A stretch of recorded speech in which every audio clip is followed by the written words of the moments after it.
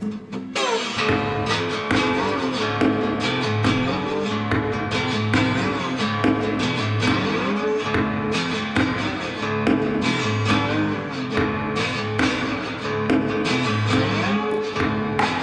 and welcome to the Old Man Orange podcast.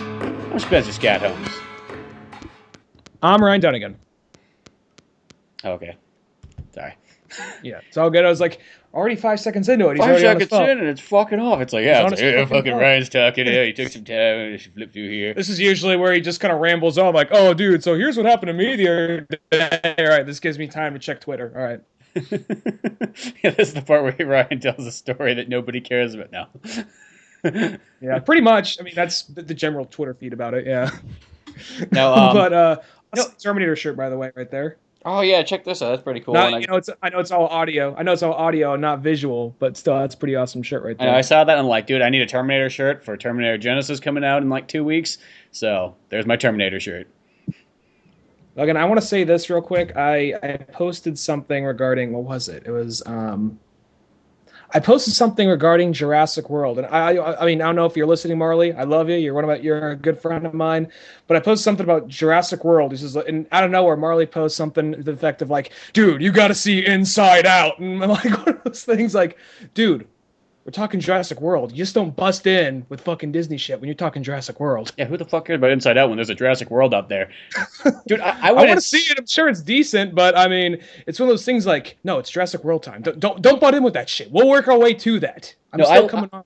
I saw Jurassic World like I think on Monday a second time because I was like, that movie's so good. I want to see it again. Plus, it's like, you know, sometimes there's always that thing, you know, you can only see a movie in theaters. Sometimes you only get about one chance in life unless you're lucky when it comes rolling around again, or if it's a classic or something like that, or you build your own theater. So I'm like, I got to go see it again. And the second time around, just as good, if not even better. That's always the indication that it is an amazing movie. Same thing here. I went to go see it with Jill and Wes, and yeah, still a pretty awesome movie. In my second time watching, I noticed a couple extra things. Like, one thing I noticed is I saw that there's the skeleton of the Spinosaurus, like in the main like park area over. I don't know how to describe it, but on like the left side, I know it's a movie, so it's kind of hard. But if you're kind of looking towards the park, on the left side, there's a Spinosaurus skeleton there. So I thought that was kind of cool because people keep trying to pull this thing where they're like, oh well, you know, Jurassic World's trying to eliminate 2 and 3, and I'm like, you know, they might say that's out of canon, but there's too many references in Jurassic World to take out 2 and 3. Like, okay, if that Spinosaurus is there, then where the fuck did that thing come from? You know, I don't believe it's taken out of canon. I think it's just simply saying, oh yeah, well, you know, after Hammond died, I guess or maybe later, right before he died, he said, let's give it another shot. Let's just, you know, get our shit straight this time. Exactly. Well, yeah, I don't. There's just things going around that says that it's out of canon, and it's supposed to be this is like the sequel to the first one, and they're minusing out 2 and 3 which you know, okay, Superman Returns. I could see that one why they chose to put that in as a new 3 instead, but why would you eliminate 2 and 3? I know that people don't care about that one unless you're like a real big fan, like a fan of the book. But it's like one of those ones like, was it? It's not like it did anything wrong. It's not like the dinosaurs had like fucking robot arms on them or something like that. You know, it's like all they logical did in an stuff. earlier draft of Jurassic Park 4. Plus, it's like you think about Jurassic Park 3. I don't know if they have robot arms. Go ahead. It's like the dinosaurs in that one, that's what leads to Jurassic Park 4 anyways, because those are the original dinosaurs that kind of have like the modifications to them. Like where they're gene spliced even more than just a regular, you know, Velociraptor, Spinosaurus, or T-Rex or so on. You know what I mean? Mm-hmm. So it bridges into 4. You couldn't really have 4 if you didn't have 3. The only one thing that I can think of like why you'd minus maybe 2 is because it probably would be pretty hard to start a park up again after this the San Diego incident. That right there was probably a hard thing to come back. You know what I mean? It's hard to sell come back to the island. You know, I know that T-Rex killed a lot of people in San Diego on his rampage. And a dog. Yeah, and a dog. Most importantly. I think, well, what was I going to say regarding that?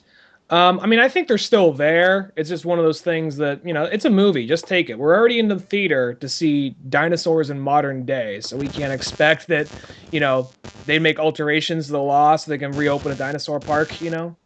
Yeah, exactly. It's just one of those ones I just don't think it's like one of those ones like, and why minus stuff? It's like, you know, like just leave it in there. It's that philosophy of like, it's like you almost keep all those Batman stories together. If they want to say these ones are not canon, this one's not, it's like in your own mind, you just take what you like and you put it all together. But the other thing I learned about watching that movie over again, I don't think Dr. Wu is supposed to be technically a bad guy. I think he's just a guy who just happened to take a job that happened to not be the best place to work kind of thing, He worked for Kingpin. Yeah, exactly. He worked for Kingpin. You knew it wasn't a good thing. If he wasn't in this, he wasn't threatening, and he was kind of very bumbling. That was the thing. I just think I really think that the Jurassic Park movies need to focus more on look, we're there to see some dinosaurs, so you don't gotta have a Heath Ledger Joker-esque villain. You don't need to have anything to that level. I mean, if you can do that and dinosaurs, hey, cool. But I think it'd be cool just to have, something to the effect of all right, somebody washes up on one of the other islands, and there's a rogue faction of Injun out there rounding up dinosaurs to sell to someone for the highest bidder, but someone came across it. So now not only they escape dinosaurs on this crazy island, they got to escape some crazy terrorist or something or not terrorists, crazy mercenaries or something like that. See, that would be kind of a cool concept, is just to have it's like the dinosaurs are almost they're there, but it's almost like the people are also you got to watch out for just as much. Because all the people in it, I mean, there are villains, but they're just kind of you got Nedry, who, what's his thing? Oh, he eats a lot and he's good at computers. And he restarts the system. Well, he actually doesn't restart the system. He makes it so they have to restart the system. What's John Hammond's nephew? Oh, he's just a douchebag New York. He's just a douchebag businessman who with a British accent. That's all he is. Okay, what's the guy? Where is Number 3. Number 3, you had a badass person. He's a bad father. He's a bad father who owns a tile store. And he's a liar, too, to top it all off. But he comes around. Really, you had a bad guy in there for a second. There was one guy bad, because they hired 3 or 4 mercenary guys with them. One of them seemed like a bad guy. And you're like, okay, this guy's going to stir some shit up later. He's like, I go to church with him, And then later, he's the first to fucking go. Okay, I guess that's the end there. It's kind of like that thing, to bring it back around. It's kind of like that thing from Prometheus. You see that one Scottish guy, arms crossed, combat boots on the back of the chair. She's like, "What do you do?" I'm like, "I'm a geologist." And then later on, it's just you're like, okay, this guy must be really badass. Maybe he's a geologist, but maybe he's a geologist that kicks ass. And then later he's like, fuck this place. Also, a little teeny alien creature. It scared me or wet me pants. I'm going to get back. And then he gets lost. And he's like, oh no, my balls are lost now too. And they're guiding me. Yeah, I'm like you, me, my friend TJ, and then maybe 3 other people are the only people I can think of that actually like Prometheus. I still like that movie, but there are 2 or 3 things in there that really stand out. And just I'm a geologist. That's just one right there. Just it seems kind of a little bit of missed opportunity, but okay, whatever. Well, that movie, it's it has weird little, I don't know if I wouldn't even call them problems. But there's just a handful of things in that movie just why the hell is that going on like that? But it almost makes the movie better because of it. I don't know how to. It's just this weird thing. It's just sort of like that guy who he so wants to find an alien. And then he gets there and he's on the planet for all of 20 minutes and then he doesn't find anything. He's only checked 1 cave and he's just oh, fuck this place. I want to go back home. This is stupid. I know it costs $1 billion space bucks to get here, but I don't care. Not my money. Some stupid old guy wants to live forever. Spent 10 years getting all the way over here. Might well, there are other caves. Fuck it. 20 minutes down the drain. Yeah. But it almost, I don't know what it is. It makes the movie better, even though they're weird plot holes or whatever you want to call them. I'm not going to lie. I haven't seen it since we saw it in theaters. I still got to check it out again. But I remember walking out of it liking it. But there's that part that stood out. There's the part when they go down, where they get lost. And it's just they have the thing, what isn't in this super futuristic space age, can't they have some kind of system reroute the map they set up? Just that. And the guy sees an alien. He's just oh, look at the little face hugger alien. What's that gonna do? He's just reaching out for it. Just the fuck you doing? Beyond that, though, everything else I can take fairly easily. I think people were, that's all kind of little flaws, but it's nothing that brings the movie down too much for me. But yeah. I don't know, it's weird ones. It's they're flaws, but to me it almost makes the movie better. See, and I got it on Blu-ray, so I've seen it about 4 times or something by now. And it's just it's just as good. I hope that movie becomes one of those cult classics in the long run, because I know it kind of got shit on for many years, and it's seems like the only people that really like it are like true Alien fans. The people That varies depending but people who really love aliens, they love aliens. Let me say this: the people who would like aliens no matter what there is in it. The kind of people that go like, you know what, I like number 3 and 4 too. Maybe they're not nearly as good as 1 and 2, but I still enjoy them. I consider that more of a true fan. Because I don't like some people consider themselves true fans, but if they go like the only aliens I like is the first 2, and that's like, well, then you're not really a true fan. You're just a very segregated fan. Here's my thing. It's not so much that I'm totally against all those. I hear the way number 3 starts, and that just really bothers me, just because it's kind of like all the shit they go through, and then what's the day after? Boom, crash, everyone's dead except Ridley again.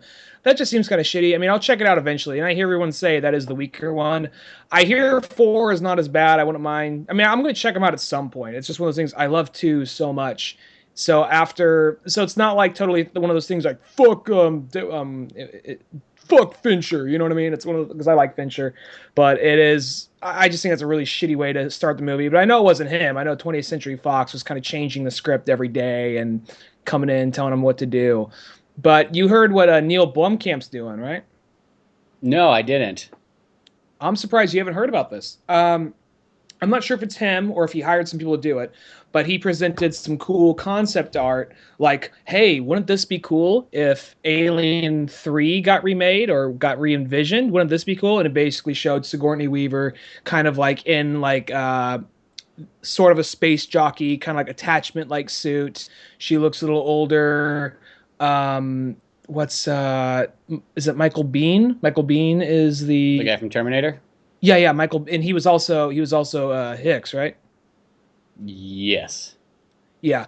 It showed him being older. You remember like how at the end of Alien 2, how he got a little bit of acid on his face, and now you see there's a little bit more of a scar left over from that. Mm-hmm. So it's kind of like this. He said like, I got this idea in mind. It'd be cool. It's probably not gonna happen, you know. And he just posted it online, just this cool concept art. Huh. If like they remade Alien 3 or did another Alien 3, like a Superman Returns kind of thing. And they're in the like then 20th Century Fox got so much pressure from fans like yeah, give Neil Blomkamp the franchise, let him do something, because as far as Alien goes, they're not really sure where they're doing with it or where it's going. So now he's working on the new Alien 3.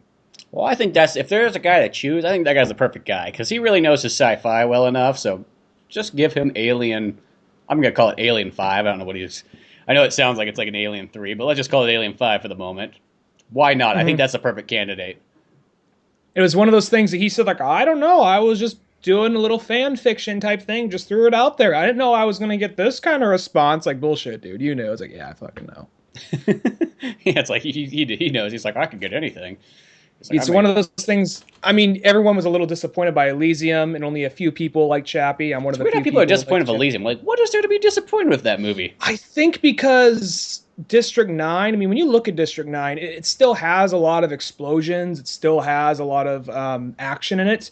But at the same time, I guess at the moment, it seems sort of highbrow because it was addressing racism and science fiction, which isn't the first time to do that, but I guess in a big movie like that. Elysium addresses racism. Matt Damon's the last white man on Earth.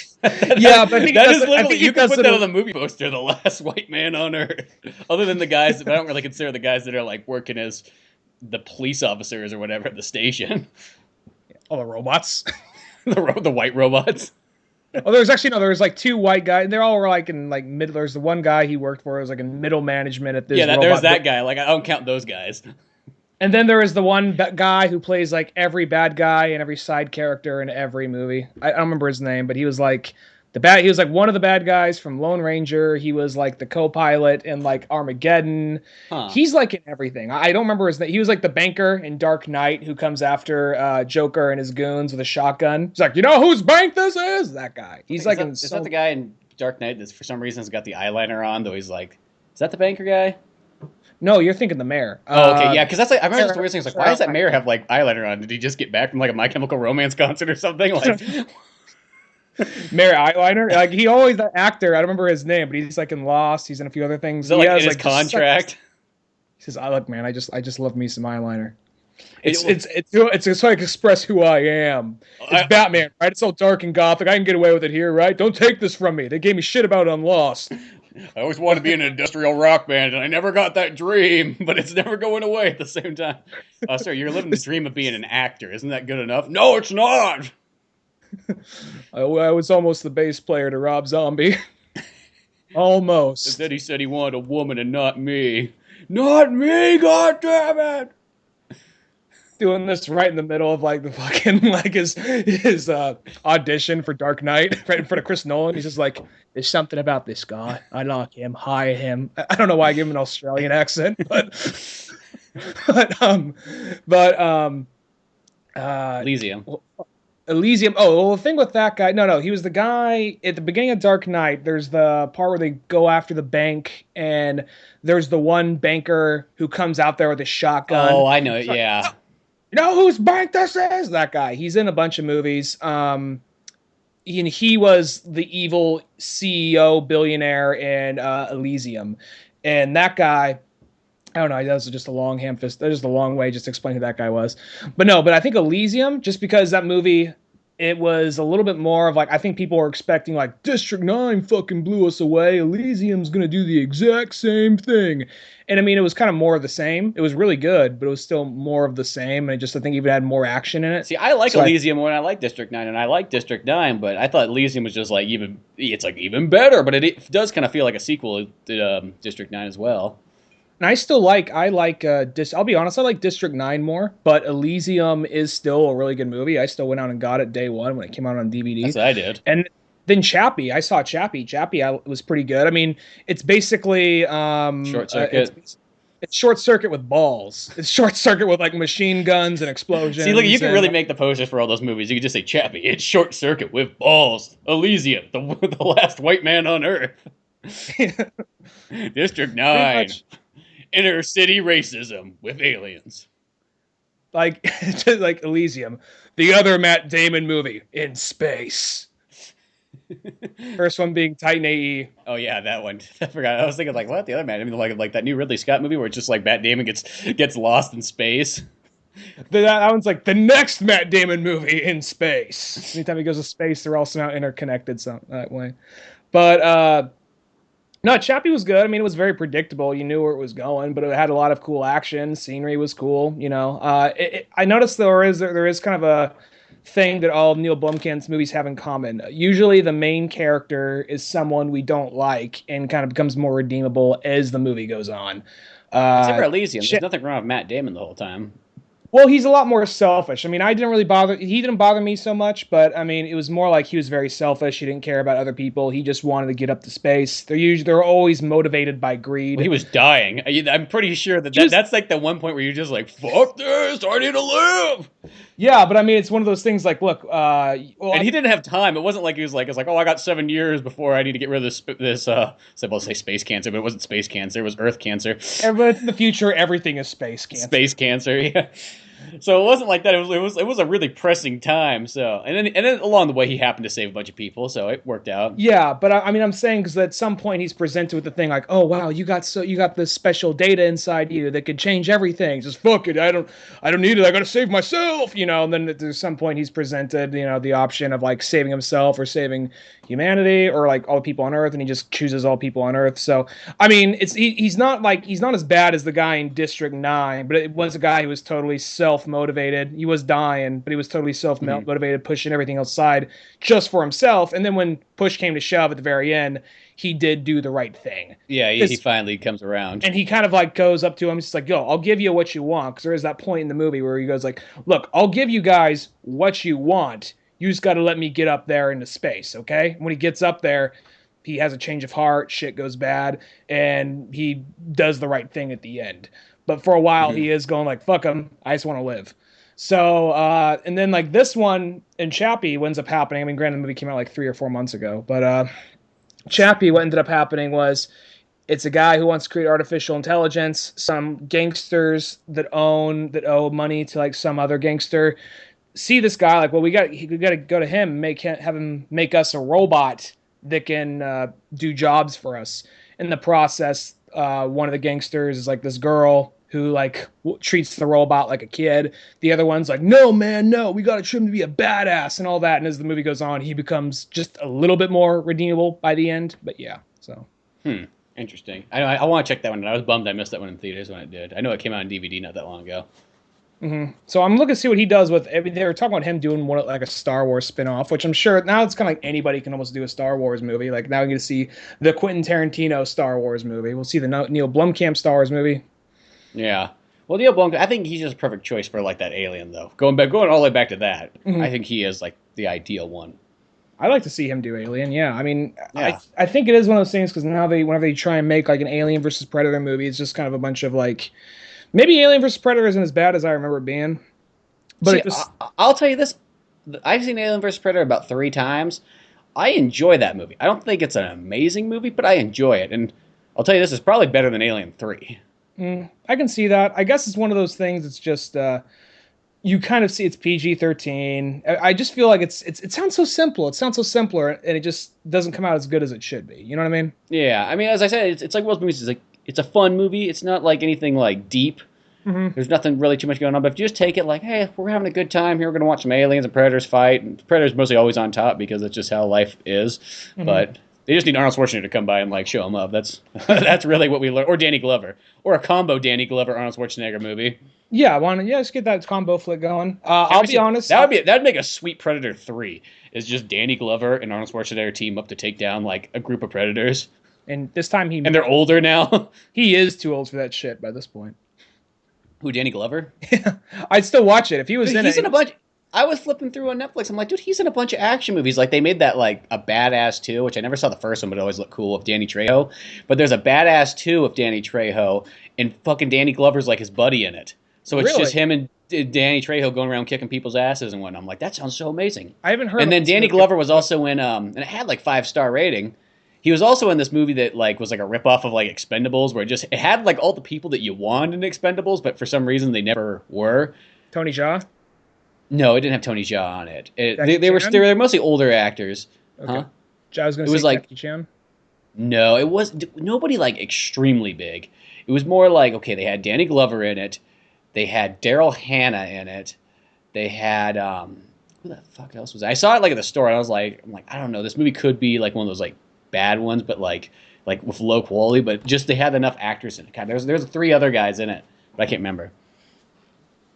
So Danny Glover is doing stuff, so let's just see him do fucking like what he was born to do, fight predators. No, because he was. I don't like Predators 2 that much, but I will say the last 20 minutes where it's just Danny and a Predator. Oh, it's so good. That is fucking awesome. If it was just Danny and the Predator, that would have been awesome. But, I mean, I think it's just you get that very crazy kind of like, we got the voodoo gangs, man, in the middle of Los Angeles. It's just, it kind of like took you out of the movie. Like, I know it's set in the futuristic 1997, but it still just kind of took you out of the movie for a minute. I know. I still enjoy that one. It's, not the best Predator movie out there. I'm not trying to sit here and be like Mr. Internet, being kind of like shit on everything. I mean, it was enjoyable in part. It was enjoyable. I just think the very end is where it kind of like it gets really good beyond that, though. Because, I mean, I don't really care about anybody other than Danny Glover and the Predators. That's all I really cared about. Everybody else is just kind of almost like really cartoony in comparison to Predator 1. But, I mean, Predators, though, I mean, that movie wasn't fucking Shakespeare or anything, but that was like easily like the second best Predator. Better than Shakespeare. What are you talking about? Well, you know what I'm talking about. I don't even fucking read Shakespeare, but you know what I'm fucking talking about when I say that phrase. I know because they forced us to read Shakespeare in school a handful of times, and I know that none of those stories are nearly as good, unless it's the Arnold Schwarzenegger Hamlet out of Last Action Hero. You're just like, you know what? Lion King was better than Hamlet. There, I fucking said it. Like, what fucking Shakespeare did it put singing lions? No, fuck that. That makes it better, man. That's more interesting. Yeah. There's no Timon and Pumbaa, the relatable characters. Yeah. Those guys you want to go, like, bar hopping with? Fuck yeah. Timon and Pumbaa do seem kind of like your alcoholic uncles that just kind of live out on the beach and don't just, like, drink on margaritas. And you kind of wonder if they're gay because they've been living with each other for, like, the last 40 years in the same house. There's only one bed. Yeah. It happened once, like they're war buddies. Like what ended up happening is like the war was over. They never went home. They drifted around the world, ended up somewhere in South America. They just had a couple motorcycles and just traveled. This isn't Timon and Pumbaa. We're just saying this is kind of the guys that Timon and Pumbaa, I believe, are based off of. Represent. And end up like living on a beach for the rest of their days until they die of alcoholism or have a Well, sunstroke. this technically is Timon and Pumbaa. It's like almost like like they were in The Great the African war of War, and now the Great African War of Animals at one point, and then they went to they got marooned on some little oasis. yeah, where they had all this food to eat and lakes to swim in and green grass and everything. All the bugs they eat, it's one of those things. The bugs are actually some kind of psychedelic. They all have like a venom in them that just getting so they're like fucking tripping balls all day. Like that's why they're laying there looking at the stars at night. It's Kuna Matata. That's a good fucking phrase, man. What's it mean? It means no worry. That's fucking deep. Yeah, I know. Look, Really, there's a lost kid. We got to drop this shit on him. Here's some knowledge, kid. Fuck responsibility. Literally, fuck it. Fuck family. Fuck responsibility. Come on, man. Come on, man. Just come. You could be Jack Nicholson. You could be Jack Nicholson in Easy Rider. Easy Rider is the Lion King. Timon, I'm Peter Fonda. Oh my God, Lion King is Dennis Hopper. Lion King is the Easy Rider. I didn't realize that. I know. That's really what it is. Think about it. That's what they're doing. This kid's rich. He's got royalty connections, man. He can come along with us. That was the alternate take. All the fucking hyenas sneak up behind him at night, beat him all with fucking baseball bats. Simba doesn't live to see the end. Yeah. And then at one point they're just Timon and Pumbaa are driving down the road and there's just scars in this truck with a couple other hyenas. They turn around and pull a shotgun out and just shoot them. This just horribly dark ending. Shaky, zoom out away from the fiery, the fire and explosion on the side of the highway. A Bob Dylan song plays. Or a Bob Dylan version of Hakuna Matata. It means no worries. Thinking about that. For the rest of your day. So that means that whole time, Simba didn't actually have a vision. He just all the bugs, all who loses the genetic bugs he was eating, he just looks up in the sky. He's like, "Father!" You actually cut away. It doesn't look as beautiful as poignant. It's just some lion, just growling, and rolling everywhere, and it's like the scene in fucking Wolf of Wall Street. Simba's just pulling himself across the ground. He has to head back home. It's actually he just has this vision of him just plowing through the fucking African desert and jungle back to Pride Rock, and it just cuts back like you said, just like Wolf of Wall Street, just one paw at a time, slowly dragging across. They kept it in there. They that's roughly 45 minutes of the movie alone, just him just dragging himself across this desert to get back home. They're really trying to go for an RT direction. They're trying to make it that movie Gary, 45 minutes of no dialogue, just two dudes walking through the desert before one of them kills the other.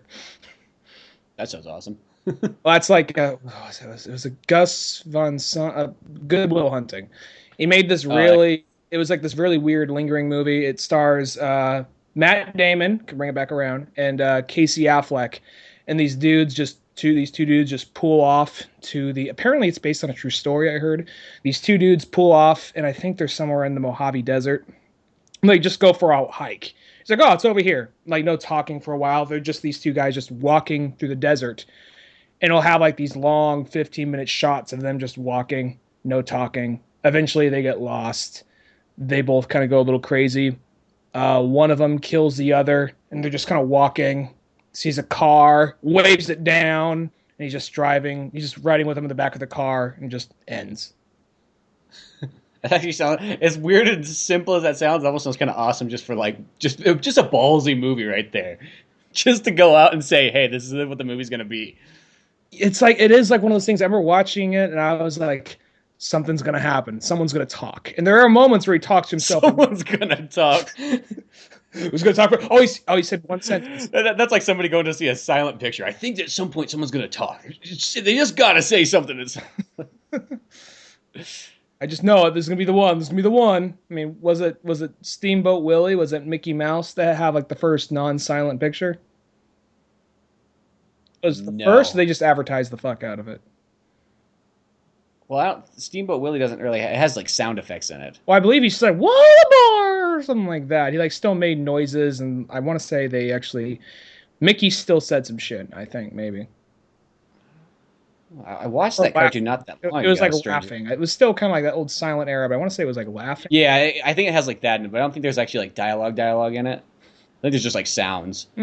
Okay. So, but I know one of the first talking pictures, at least one of the first famous ones, was Dracula. That's why that movie's kind of like, there's a lot of scenes in it where there's just no sound for a while, because I guess people were still just used to having like a silent movie, so it's just like, it's placed in there when talking needs to be, but there's like points where it's just like, there's no music either. It's like, what the fuck's going on? Nosferatu Dracula, where he's bald. No. That's all silent. Okay. But that to this day, Dracula of Bela Lugosi. To this day, that is still one of the scariest movie monsters. Old school Nosferatu. It looks kind of like Billy Corgan. Yeah, it really does. Anorexic Billy Corgan. That is a really scary movie, though. It's a cool one. Mm-hmm. Speaking of which, going back to like Jurassic Park really quickly, is like I started playing that Jurassic Park Lego game, and that one's pretty darn cool. I mean, it's the standard Lego format that they've really made like 30 games like off the same engine, but you go through all the Jurassic Park movies. They have the bits of comedy that they always throw in there, which I don't know. Whoever made those Lego games really likes sausage. I don't know. I know. I don't know what that's meaning, but it's like, okay. I remember the first one because I don't think I played a Lego game till the first one. I think I really played, other than like playing one for like a split second at a store when the first Star Wars one came out, was the Lego Batman Beyond Gotham, the third one. And I just remember seeing sausages in that one. And then the Lego movie, there's a part where it's like, oh, there's Frank. He really likes sausage. It's like, oh, I love sausage. I just thought it was a big dick joke. That's all I thought. That's what I thought it was too. But then you see it all the time in like this game too. It's like, there's always some guy with sausage. I'm like, so I don't know if the guy who created this Lego universe is like, yeah, dude, I really love sausage. Meaning that I'm fucking flaming gay and I'm like putting it out there for every child in America to see. Well, I actually got to say, I played a little bit of the Lego Jurassic Park too. My friend TJ is starting up this channel called Temporary Hero, where he's going to do Let's Plays, among other things. He invited me on for his first Let's Play. And, nice. We did Jurassic Park. Now, he says he's having trouble with some of the software right now. He's editing. We might have to re-record and redo it, which would suck. But I sat there and played one of my first Lego. I played parts of the Star Wars one with like my nephew before, and just a little parts here and there. This is the first one I played like real. I mean, I'm fucking up. It's almost kind of like the simpler a game is, the harder it is for me. I'm like, where the fuck we going? Like, I'm going the other direction. I'm like, oh, I gotta break stuff to build shit. Okay, Well, I remember when I was playing the Batman one. I'm like, dude, this game has parts where I feel way more stuck than any of the Batman Arkham Asylum games. Yeah, like where you just sit there, you're like, what the fuck are you supposed to do? And it always mostly involves finding some mysterious thing you gotta break, and then you can like, okay, I can build this here, but. And I was the whole time it was pretty fun. I mean, hopefully that Let's Play makes it up. If not, we'll just re-record and do another one. But we were talking throughout that thing, and I really did feel kind of like dumb playing this game. Like, this game's made for 6-year-olds. I can't figure out where the fuck to go right now. And then there was like, I will say that world, there is no I was kind of surprised. See, they actually took audio from the movies, but just plopped it in certain scenes. And there was like, there is no real consequence for death. I'm like, oh, so how are they gonna do this part? Like, T-Rex eats him, spits him out. But yeah, like that game really, I was almost, I mean, I know it's a kid's game. It's like, there's no consequence for death in this game, because like a dinosaur will eat somebody and spit him out later. And I was like, really? I gotta play as the poor guy that dies at the very beginning? I'm like, he ate a sausage instead. Okay, whatever. Well, then what's the big deal about the fucking lawyer coming over and all that? Like, look, he ate your worker. He ate his fucking lunch. That's going to be bad for the stock exchange, John. Bad for the stock exchange. Yeah, I mean, like, it has that, but it's like, I like the bits of humor in it, but then it's also like, in all the ones I've played, which is 2 of them, you just see how much like love for the source material there is. Yeah, it's those games, even though I know that they clearly know they make money off of them, but it's not like somebody's sitting there just going like, let's just turn another Lego game out, just slap a Hobbit on there or slap Indiana Jones on there. They do feel like, okay, somebody really liked it. I mean, it gets down to the point that when you play as Lex, she's throwing the baseball that she only carried around in the book. Mm-hmm. So like that's kind of like just cool things like that. I'm like, that's awesome. Something that Just those little. something that kind of confused me though is why is every other girl character's special ability to jump into a pile of dinosaur shit? That I thought that's only Ellie. Ellie and the and Julianne Moore from Lost World. Oh, she can jump into it too. Yep. Oh, I didn't realize that. I don't know what that is. I mean, I thought that was like one of those ones that just kind of like the funny nod, just like, oh, that's what she does. It's like that's her ability just to jump into shit. Yeah. I just like I'm surprised you just leave so many like keeping piles of dinosaur shit just lying around. Not a big deal. It's like most ones. I'll tell you this. Like I've never done that in any video game before. It's also kind of weird. I mean, you got to stretch, but it's one of those things like back when you were younger and they came out with like some video game based on a movie that came out. Nearly every any little thing could be a level. Like someone got punched in the face in a bar, and that right there is going to be a whole level with a big boss battle at the end. Mm-hmm. This one right here, it kind of does that to the point of like, you know, that guy who's on screen for 2 minutes and has maybe like 4 lines, and he's like, "Hey, here's a giant pile of dinosaur shit. I'll give you a ride back in my Jeep." That guy is a playable character. So that's actually, I mean, I understand. I think it's kind of cool right there. Mm-hmm. The fact they're able to work that in there, and then you play as the dinosaur bust through. But it's like I haven't seen that since like the '90s or like Toy Story or something like that. Like, oh, I bet like Buzz Lightyear, you can't like. I remember the Buzz Lightyear, I remember the Toy Story Genesis game. Like, oh yeah, well I bet you can't make it to the other side of the room before I can. And that was a whole level in the game.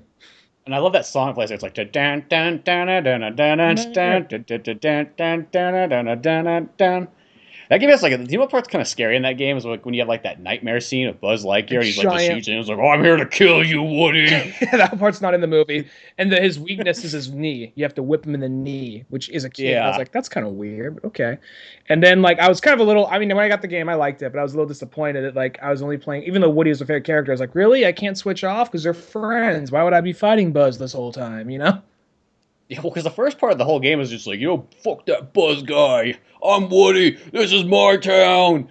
You guys all fucking work for me. And it's just like, that's like the whole thing. It's like you have the level where you're racing Buzz to get there. Then you're fighting the nightmare Buzz. Then you're running Buzz over with the RC car like multiple times. And then you got to fight him at the gas station. You have to whip the tire at him. And then you have to work your way through the chain game, the hand game, and all that. Then you reach a point you have to save Buzz. So, I mean, now I'm doing wrong. I mean, I'm not sure if that game would hold up now, but I remember liking it a lot when I was a kid. And that's still a pretty good game, but it's so hard. It's just one of those ones you don't get any like continues or anything till you get like 3 lives and that's it. Mm-hmm. That was a game. I have no problem saying I did do the cheat codes because driving RC wasn't fun. The RC level was not fun. So I really did just do the cheat code where like, okay, I'm just gonna skip whatever. Skip that level. Yeah, skip the level or just get infinite lives so I don't die. You know what I mean? Something like that. Because that was the only way I wasn't good. I'm still not good at video games. Only way I could beat that game. At least Lego makes up for it. It lets you just kind of like free play it. Nintendo, I mean, Lego not as much, but Nintendo really does treat you like a special ed student. It like holds your hands. It's like, you can't get to the level. That's okay. I'm tired of watching you try, and it just will transport you to the end of the level at the end, or it will just give you like that's really only on Mario though. That doesn't happen on like Donkey Kong or Zelda. Happens on one of the Donkey Kong games, doesn't it? One of them? Not no. Okay. Unless it's like that Congo Beat one that I never played. Oh, okay. I thought one of the Donkey Kong games did that, but I know Mario does that. It's just the new Super Mario Brothers will do it. But the thing is, they don't do it on the expert levels. They only do it on just like the regular levels. Mm-hmm. You're like, but I remember like that. It's just kind of like, here, son, you fucking suck. Let me just take your hand. Here, I'll just take you there. No.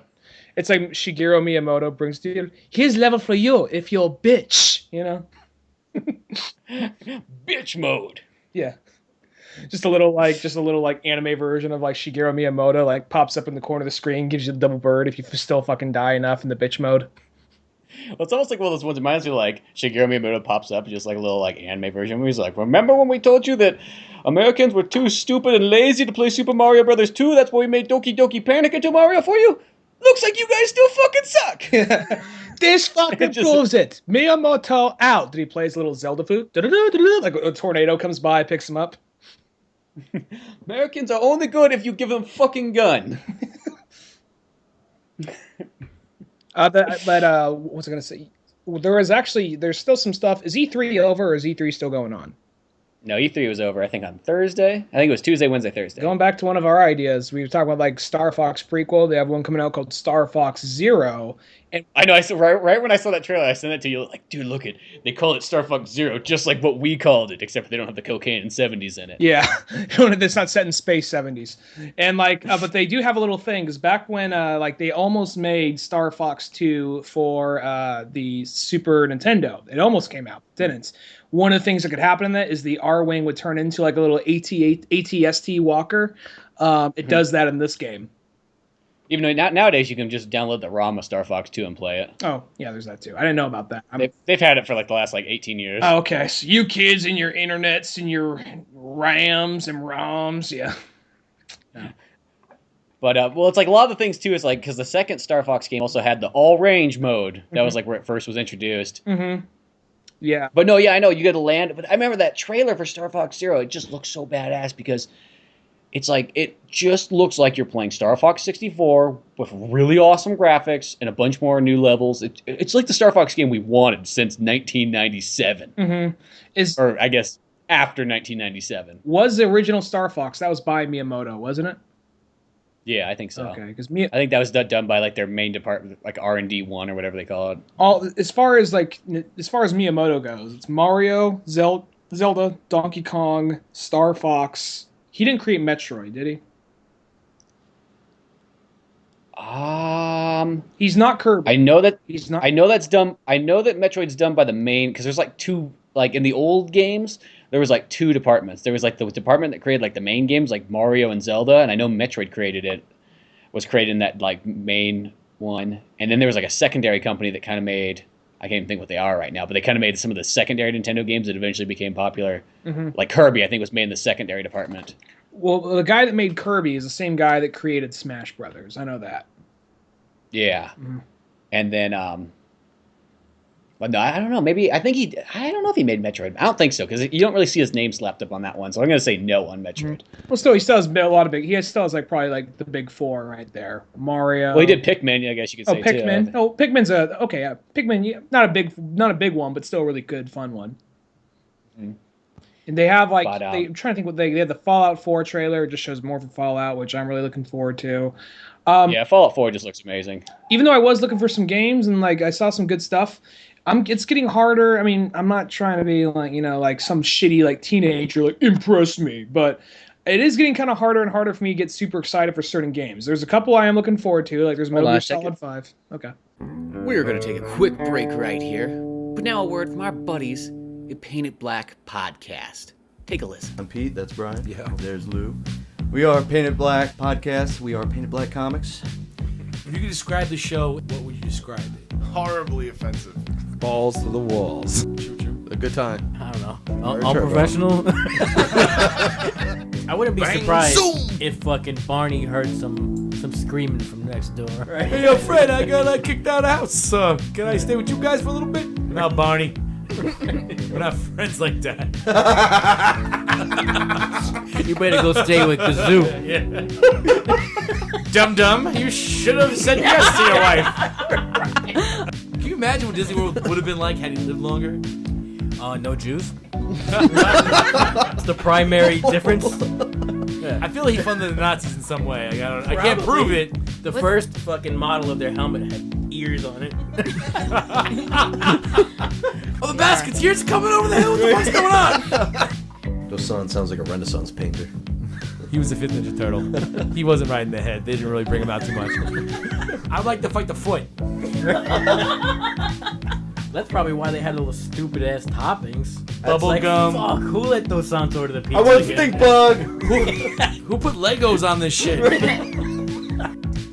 Can I give you money for sex? I would enjoy you making a transaction for a blowjob. Can I get a receipt with that pussy? Oh, yeah. How do I follow this? Do you wash those briefs with starch? Make that booty clap. Why don't you? Let's hear Randy Newman doing the song for Pompeii. Oh, he's on the spot. Whoa, did smoke. Volcano. Woo, it's the smoke. Vesuvius. So, Well, the thing is like, because I looked at E3, and like the games that I've already been really excited for are already kind of like, I've already seen a lot of them. Like Metal Gear Solid 5, it's like, I've already seen so much of Metal Gear Solid 5. I don't want to even cheat myself any farther now. I just want to wait till the game comes out. You know, it's same like Batman. It's like, even though that game is pretty much coming out tonight. tomorrow or the next day. Well, tonight, I guess midnight, which is technically tomorrow, but I'm contemplating if I'm going to wait in the midnight line, but all my friends who like want it, they don't have it pre-ordered. I don't have it pre-ordered. I mean, I can do it last minute right now, but I mean, I'm hoping companies are fucking smart enough to like order extras and they're pre-ordered. That's what I hate about GameStop is they're just like, well, you didn't pre-order it, so that shit's on you. It's like, yeah, you got to pre-order. You got to pre-order milk before you go to the grocery store. yeah, exactly. It's like, fuck GameStop. I just hate GameStop so much. Yeah. I literally, nowadays, I just buy games from Walmart, mainly because that's the only other choice I have other than GameStop. But I look at it, it's like, okay, Walmart's, you know, probably more evil than GameStop as far as a big company goes, but if we just take just their gaming department and everything else out of the equation, it's like nobody hassles me there. If I say I want this game, they just go, cool, I'll get it for you. Mm-hmm. Nothing else after that. They're just nice, and that's it. No asking me to pre-order crap. No, none of this bullshit. But Batman I ordered off Amazon instead. So, not saying anything there. But it's funny, too. There's so many people I talk to that they hate GameStop so much, they'll buy things from Walmart. They go, fuck it, I don't care. I'll buy from Walmart. I'll buy from any of these other companies, but I won't buy from GameStop. I'm probably gonna buy mine from Best Buy. I don't know if they have a midnight release for it tonight. I'm contemplating because I know I'll be like standing in line by myself. All these people dressed up like fucking Batman and Harley Quinn, and they'll talk about, man, I can't wait to get it. Like they're like, who are you with? I'm just by myself. You know, just at GameStop, just at Best Buy. I'm assuming Best Buy will have a midnight release. They might not. You never know. But yeah. Yeah, I mean, like, I don't want to go all the way to Market Street to get like. I don't want to have to go all the way to Market Street to go to that GameStop. And like that's the GameStop that I bought my Smash Brothers 3 at. Yeah, and fucking I hate that. And there was a huge line, I remember, and like we were like, it went really far, but we got there like 3 hours early or something like that. So it goes all the way around the corner into the Tenderloin, you know, like yeah. go. But I will say, like E3, like some of the other games I was looking at, like I don't know what it is. I'm just not nearly as excited for PlayStation and Xbox games as much, except for like, okay, Gears of War 4 is coming out, but it doesn't come out till like next year. Like that looks amazing, and it's cool that Microsoft made an entire studio that just does Gears of War. Mm-hmm. So that was cool, but it's weird. It's just one of those ones like I look more forward to these Nintendo games or like kind of thing. And really, other than Star Fox, there's not really that much more because there was like a Metroid game. It was like, oh sweet, a Metroid, and I kind of watched the trailer. I was like, oh okay. Kitty, so it's kind of a fusion fun time. Well, it wasn't really necessarily like, I guess, I mean, yeah, it was a little bit kiddier, but just, I noticed that Nintendo, I think since Splatoon, they're really trying to jump that, like, internet bandwagon right now. Uh-huh. Because it seems like a lot of the games, like, there's that game, it just seemed like it was totally geared, like, not for the single player. It was not your classic Metroid, it was not that. It was just like, Metroid, where you gotta have friends, or you're a loser. Yeah. And I was just like, oh, okay. It's like Nintendo, originally you were made for the awkward kid with no friends. Come on, you know? And then there was a Zelda game that was coming out for 3DS as well, too, and it was literally the same thing as that Metroid one. Like, Zelda, made for you and your friends. And if you want to play alone, you're a loser. Well, don't they have Hyrule Warriors coming out for 3DS? Do they have that coming out for 3DS, too? And you could play as, it looks, I mean, it's cool, but you can play as, the pirate Zelda and the king from Wind Waker, and that's cool, but they look a little off because they're all cel shaded and cartoony, and everybody else is still all like realistic looking. I didn't know. For some reason, I thought I saw something like that, and I was like, that must be something weird. I'm like, well, I guess it is coming out for 3DS, or maybe that's a thing. But no, there was another Zelda game that was coming out for 3DS, but it was a kind of like Four Swords, but with internet nowadays. Oh, okay. Modern Four Swords. I mean, don't get me wrong, those things could be fun, and like, I always assumed Four Swords was a fun game. It just seemed like such a process to get like, okay, you got to have 4 friends who have, or I guess 3 friends who also have 3 of their own Game Boys, and you got to have that trading card, and they all got to have the Four Swords pack. So you're like, oh, that's just too much. There is no way, like, unless you just live in a lucky neighborhood where all these kids have that. They didn't show anything for the new Zelda Wii U. I don't see anything for that. Nope, they're like, because it got pushed back to 2016 because they put more work and time into it. Well, that can only be a good thing, but yeah, well, you could probably just show us a little bit more. I'm sure there's something they could show. Yeah, well, apparently they had a trailer for it, and then and it was looking good, but then the last second Nintendo's like, no, don't show that trailer. You guys that spent that last week, staying up all night long editing that trailer. Fuck it, nobody's gonna see it. Well, they got paid anyway, so. Yeah, but still, it's like that's one of those ones like you get paid, but you're kind of like, fuck, man. I guess a lot of you got Mario Maker. That could actually, now that I've seen more of Mario It Maker, actually looks. The more I see of it, it looks cooler. Well, at first I thought it was just like, okay, so it's just old school Mario and not modern Mario, but they have all the Marios in between. So they got like Mario 3, and they got Mario World, which is my favorite Mario, and then you got modern Mario. So I mean that, and plus it looks cool because oh wow, you can actually drop Bowser into random spots, and then you could even.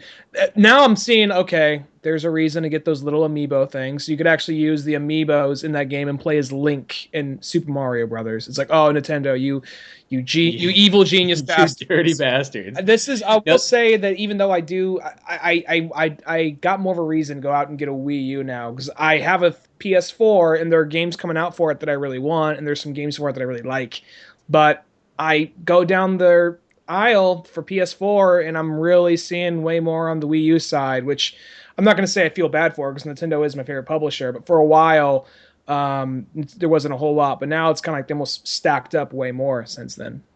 Well, I got almost 10 games for my Wii U now. Mm-hmm. Like, it sounds like a fucking overachievement right there. But I mean, like, there's quite a bit of really good games you can get for it. Like, I praise that thing, and as I said, like in the last while, I look at the PS4 and the Xbox One list, and it's just like.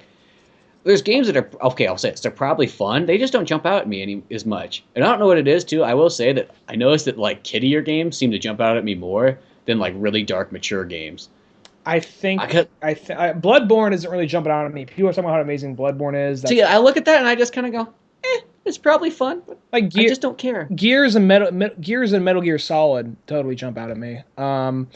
Yeah, those two, like, well, in Metal Gear Solid, I look at this sounds weird, but Metal Gear Solid, to me, it still feels like it's in that Nintendo category. I know it hasn't been a Nintendo game for a long time, and it's technically only a Nintendo game because they ported it over, like, back in the day. It's really more of a MSX computer game. But it still feels like it's in that same category, if you know what I mean. Like, to me, like, Snake feels just the same as Link, Metroid, Simon from Castlevania, Mega Man, like... They all feel, even though they're like, some of them aren't like Nintendo, they all feel they came from that Nintendo original. Kind of in what you're saying right there, even though it's not like Nintendo, it feels kind of like it could be part of Nintendo at times. Well, they have Street Fighter V coming out, which the first Street Fighter V launch trailer almost looked like some kind of like inspirational, kind of like, you can be who you want to be, man. Play Street Fighter V, Now they have more. They're just kind of revealing characters we kind of figured would be in there. And the only one that's kind of a shocker is Birdie, and like Charlie's kind of a cyborg. But did you know who's going to be a new, one of the characters who's going to be a new playable character in a Brawl, right? Or not Brawl, but a new It's Ryu. Ryu, yeah. I know, I saw that. I'm like, that's... Because at first it was like, they're kind of showing the, like, guess what's coming for your DLC? It's like, you get Mewtwo. I'm like, well, that's kind of cool. I mean, he was in Melee. I liked him. It wasn't my favorite character. I was like, okay, cool. I bought it anyways. I'm like, fuck it. America. Slide that card. That's how you know it's America. Like, I don't want it that much, but bring it over here. Fuck it, I can do it. Okay, here's my credit card. Throw it at the TV. Can I possibly do this in front of a homeless person just to make it sting that much more? Or can I do it in front of a third world country person who really, like, just would love a loaf of bread? Just do it, look him in the eye. That's right. Guess what? I spent $5 on that Mewtwo? I'm probably not even going to play as him. America!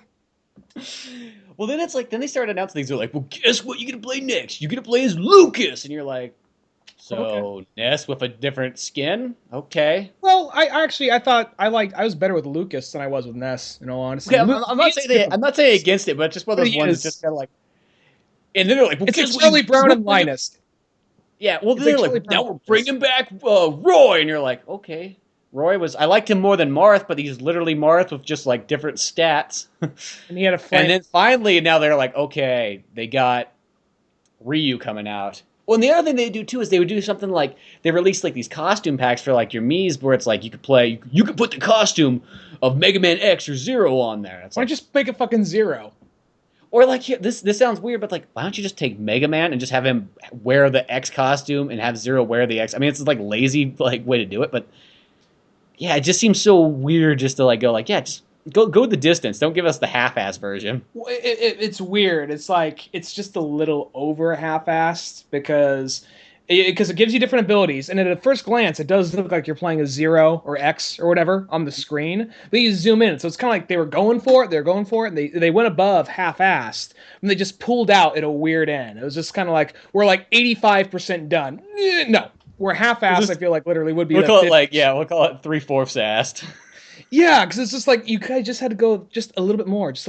Would not have made a difference. Like, no, it could have just been it's like Shadow. You could like throw Shadow in there. It's just basically Sonic with another costume.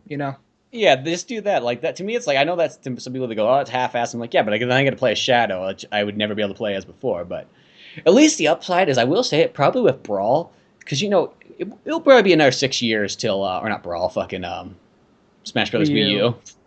It will probably be another 6 years till another Smash Bros. Comes out. Well, if Nintendo's smart, they can just literally release like some DLC for that game like every month till that next game comes out almost. It is one of those things. I mean, I believe that is one where you could probably, because a lot of times DLC annoys me. It's like we have all this Batman DLC coming out. Like if you pre-order here, you get the Red Hood pack. You pre-order here, you get the Harley Quinn pack. Pre-order here, more Scarecrow levels. It's one of those things where it's getting to the level like, well, how the fuck do I know? The game's not even out yet, and I know this shit's already in the game. You're not pre-ordering. I'm not ordering this brand new thing you developed in the meantime. This is something that's already in the game, and you're giving me the code to unlock it. That's what that's gonna be. So that's what really fucking annoys me. Now this it's been so long. I could see that Nintendo actually adding in some legitimate characters people want and probably didn't think of ahead of time. The other ones like Lucas, Roy, Mewtwo, that shit was already there. That I don't think we should. There are characters that were there before. I don't see what the big fucking deal is really. Roy, they should almost be like the kind of characters that like they give out for free. That's what I mean. I don't see what the big deal is. Why should we? I mean, it's kind of like we brought back Roy. It's just like okay, he was there before. Why now is it suddenly a big deal? He should have already been a part of the game. Like Ryu, it's been some time, so I think that right there is a character they probably developed in the meantime. Probably were trying to like get the rights for, and I think that's awesome. He's in it. Yeah, well, I'll say this. I feel like Nintendo doesn't do the thing where they're like gonna cheapskate us like that. At least not yet. Not yet. Into that, I feel like they legitimately are building these things. It's kind of like the Mario Kart ones. You can tell that they were working on those levels because obviously, why would it take an entire year for like that second one to come out? Mm-hmm. Yeah. I think that because like Batman, even though I'm looking forward to that game so much, and I'm still contemplating on going to the midnight release tonight and getting it from somewhere. Not if it's in only GameStop, because that's like I said, Market Street. Don't want to go all the way there just to fucking go back at 2 a.m. and then play the game for 2 hours and go to sleep.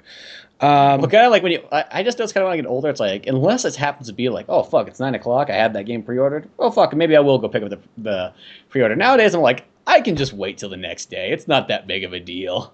Yeah. I mean, now at the point, like, it's one of the only times ever, like, I didn't pre-order, whatchamacallit, Grand Theft Auto 5. I think I even said on the podcast, saying, like, first time I've ever done it, I literally kind of bullied the guy into selling me a copy of Grand Theft Auto 5. Just with not even like being all that mean about it, just with kind of logic. He's just like, well, why didn't you pre-order the game? Like, well, it's a game store. I assume as big of a game this is, you guys would have ordered some more than what you had. You mean to tell me? You mean to tell me you guys didn't order? I mean, I felt like it. Now looking back on it, I do feel kind of like a dick because I know the guy just has a job. But I was kind of like, really? You don't have another one? He's just like, all right, well, we got one left right here. And the guy, it's been sitting here for 3 days, and we get some more tomorrow. So the guy probably won't come back tonight, so. It's just a kid in a wheelchair, that's all. That's just his copy. He doesn't have a car. He's probably here. He's probably rolling his way towards the store as we speak. Just like just roll something in front of him. He'll be stuck for another few more hours. You'll be okay. You buy the game, you walk outside the door, you open the door, it just hits this kid in a wheelchair over, like, out of the way, fucking retard. He's like, I got a turtle on his back, like, no! Mister, help me up. I just opened Grand Theft Auto 5, just like, like I smell it on my way to the car. Like,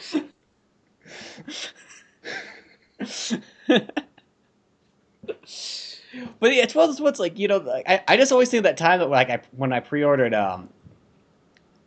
not Wind Waker, but not Not Skyfall. What the fuck is that game called? Skyward Sword. I was there. I remember that. And I remember it was like, that was one of those times where it's just like, I was literally going to go pick it up the next day. And then we were out and it was like 10 o'clock at night. I'm like, it's 10 o'clock at night. You want to just go over to fucking GameStop and we'll go, I have that copy. And you're like, sure, I'll go get it too. And we go over there and it's Zelda, the number one game you could have for Nintendo. And you walk inside and I remember you asked the lady, like, I know it's kind of late, but do you guys happen to have any extra copies? I mean, I'm assuming you're ordering a bunch because it's Zelda, and you already can see there's a fucking line here, and you assume that somebody's buddy's going to show up and say, hey, I wish I could have that game too. I got $50 in my pocket. Mm-hmm. And I remember she just gave you a fucking attitude like, no, you're supposed to do that like a week ago. Well, she gave you that's the same bitch that gave you lip about like, yeah, this is the Super Mario Brothers Lost levels. Things they never brought it to Japan, never brought it to America before. Actually, they did bring it. It was in Mario All Stars, back for the Super Nintendo. You're like, no, that didn't happen. You know, and you're just brooding over your taco next door, like, that fucking bitch, fucking corrected me on my fucking video. You're just like brooding and just like swearing at you weren't even looking at me or Cisco. You're just like literally like swearing at your taco while you're eating it. This fucking cunt.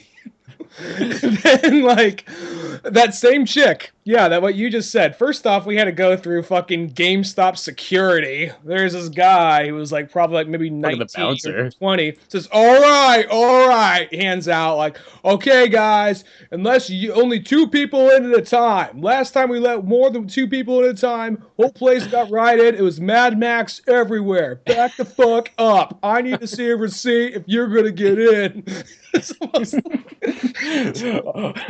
A couple kids and a kid in a wheelchair got knocked over last time and was trampled half to death. No one's seen it this bad since GameStop since Grand Theft Auto 4, so back the fuck up. Thank you, you know. Luckily, he was wearing his back brace, which protected him from the trampling. So yeah, we had to go. So we just went. And this guy was like, this guy's such a fucking tool. Because you're just some like 19-year-old kid. Was like, someone gave me some power. I'm gonna stand here with my arms crossed so I can get a bunch of like 30 and 40-year-old guys stand outside there that all probably having the same mind. Like, we should fucking just drag this guy behind our trucks right now and just show him who's boss.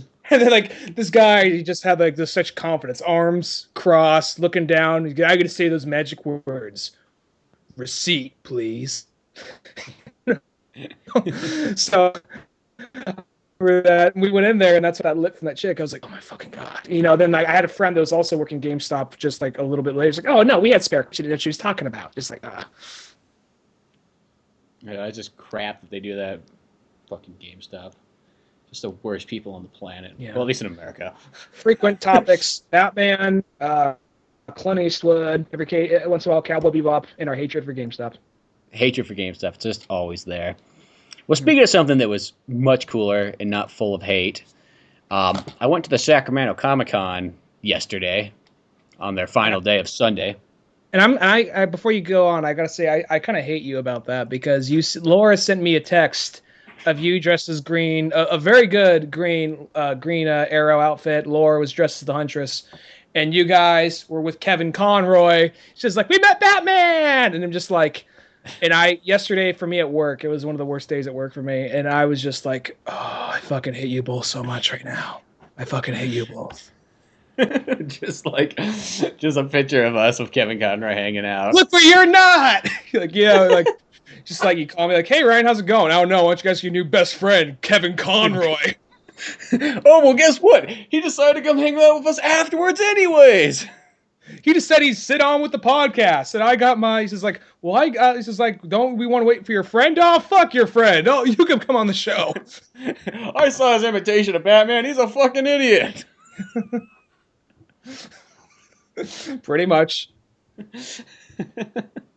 Yeah, go have fun with your new best friend, Kevin Conroy. You can be your new fucking host. You'll enjoy it. That's okay. I almost ran over Henry Winkler there. You almost ran over Henry Winkler?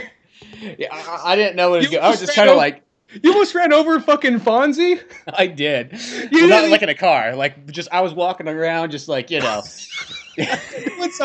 You were just like swinging your arms up like you're a fucking like chimpanzee, just like... I was, and then like all of a sudden, like I kind of moved out of the way because I was like, oh fuck, I almost ran into somebody, and then I didn't really pay attention to what it was, and then like Laura's all like, oh, that was Henry Winkler. I turned around, and look, and he's fucking there walking. He's like looking back for a second, like what the heck? I almost ran me. Fucking Green Arrow almost took me out. Oh my god, you got it. So did you get to say hi to Henry Winkler at all? No, not really. It was more just like this pass, and by the time I noticed, I was like, oh fuck, he's going away now. Like, And Mr. then Winkler! It's like, oh shit, he's coming back around. He starts running. Mr. Winkler! The security guys are like, oh fuck, we got a loose cannon now. Got a code green, code green. What do you mean? Code green! Like, oh, right. They shoot like a Green Lantern kid. Like, oh no, it's a Green Arrow. We need to send in Hawkeye to take him down. It's the only way is to defeat an archer with another archer. It's a rock scissors thing. But we went on Sunday, which Sunday seems kind of like the last day of the event. But I will say this, compared to like when we went Saturday, there's literally like half as many people, but all the stuff's still there. Oh. So it made it kind of nice. It's like you were never at that point where you just kind of like walk into like almost like a concert hall where like you're like, you know, everybody's just stuck together and you're like sliding through like, excuse me, gotta get through here. Chris Claremont's over there. Watch out. Out of my way, little Asian kid. Keep going. Oh, goddamn, we lost Chris Claremont. There was just too many people. There was none of that. Everything was all like kind of easier, more calm. And I think the nice thing too is like, you know, we saw the sign. It was like, oh, you know, fucking Kevin Conroy will be here in like 10 minutes. And there was like maybe 15 people in line. But I think it's due to the fact that, because one of the guys there was like, oh, dude, this line was like out. It was like fucking around the corner and out the door yesterday. So I think a lot of people that are, you know, there all weekend, they've already seen a lot of these people. So now it's just like, oh, okay, sweet. Then we get to go meet him and don't have to wait in a huge line. And so let me ask a question. Did you like embarrass yourself in front of Kevin Conroy like you do other celebrities? I didn't. I'm so impressed with myself. I did not say something stupid like, I really like that episode where you played, you know, fucking, you know, Superman. Oh, wait, I didn't play Superman. Oh, fuck. No. I couldn't think of that. I probably would have said something worse, like, because mostly how it is I don't mean to say something like, you know, like, oh, you know, that's a me right there. You like, can I get an autographed picture, Chris Claremont? Like, I don't draw, son. Oh, I meant, because you know, I thought you probably had a drawing on you that you could sign of someone else. I'll go. Thank you. No, it's like one of those ones like, yeah, like more like something I would have said is like, you know, I do a pretty good Batman impression, you know, like it's a drunk Batman one, but you know, I think it's like on par with yours, you know. I'm not saying anything against what you did, but just saying. And just, oh, that sounds very nice, Spencer. Let me hear it. Like, oh, fuck, I didn't expect that part. Whew, I'm kind of on the spot now. Everybody's looking at you like, Batman come on, wants to hear my Batman. He has like very deep, angry Batman voice. Like, do it now. Did you ask him? I mean, that is one of the things I'd want to ask, but I feel a little bad. Did you ask him to say something as Batman? No, I just more just said like I was just kind of like there. I was like, oh sweet, I gotta meet Kevin Conroy, and then I was kind of like, dude, I like Batman Animated Series is always cool. One of my favorite ones. I liked you on Fat Man and Batman. That was a great episode and stuff. And then it's like, can we get a picture together? And he's like, yeah, sure. And then he comes on over and take a picture, and then got a handful of them. And that was kind of about it. It was kind of like quick yet special. Mm-hmm. Well, that's good. I mean, I guess it's one of those things to be afraid to meet him just out of, you know, like he would, I don't really know. You know what I mean? It's like, I'd be afraid to meet him just to, like kind of lose that whimsy, you know? It's kind of like, oh, look, there's, we mentioned this like several times. There's Lex Flash Luthor, you know, because he voiced Flash in Justice League, and he was also Lex Luthor in Smallville. And like, he has 3 people in line. It's $50 for an autograph. Fuck this, you know? Yeah, the upside is it was like $20, and then like it didn't cost any extra because we both wanted a picture together. I was like, can we just both get the picture together? And then like they were like, the guy looked at me, he's like, well, yeah. Well, he's like, sure, that works. Or his assistant guy said that. And he's like, well, who's the bigger Batman fan? And I was like, well, I guess I am. And he's like, well, cool. Kevin Conroy, he'll get a picture with you first, and then you guys can get one together and stuff. It's like, oh, sweet. It doesn't cost any extra. He's like, no, it doesn't cost any extra. He's like, here, and get this thing signed. So I got a nice little like autograph of like the animated Batman picture with Kevin Conroy. It says like, hey, Spencer, this is Batman, Kevin Conroy. Oh, damn, dude. So that's pretty cool. I really fucking hate you because that is my favorite Batman. God so I damn. can put that next to like my Neil Adams one. So I got the guy who drew Batman and the guy who voiced Batman. Mm-hmm. And then I talked to Neil Adams again, but I didn't buy anything from him. It sounds bad, but his prices went up this year, so I was like, oh, well, I got one picture last year. Did he remember you at all? I don't think so. I was gonna say he probably sees like 1 billion people a year. Yeah, probably. Well, he's still doing the thing. Is like, oh, the fucking actors are here again.